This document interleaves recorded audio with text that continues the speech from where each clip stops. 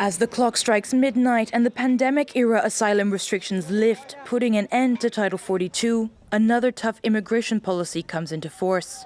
To migrants attempting to illegally cross the Rio Grande River at the U.S.-Mexico border, Washington has this warning. Starting at midnight, people who arrive at our southern border will be subject to our immigration enforcement authorities under Title 8 of the United States Code. Here is what that means.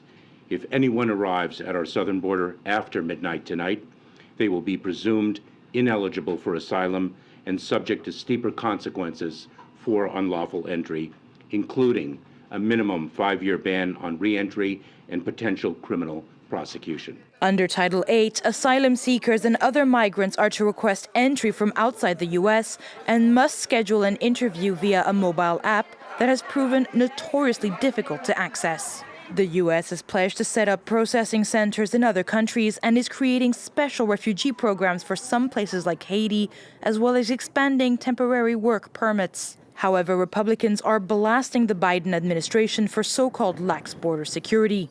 They voted on Thursday to pass their own bill, H.R. 2, which seeks to codify some of the Trump-era border actions. This bill secures the border from President Biden's record crossings, record carelessness, and record chaos.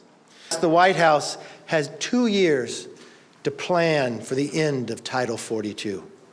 We all knew the deadline, but the White House produced no plan, missed the deadline, and bumbled into another crisis. Among other things, H.R. 2, also known as Secure the Border Act of 2023, aims to continue the construction of a border wall, increase the number of Border Patrol agents by around 22,000, require more minors who cross the border without their parents to be deported, and allow migrant families to be held in detention centers for longer periods of time. However, it is believed to be unlikely to pass in the Democrat-led Senate, and President Biden has already said he would veto the bill should it land on his desk.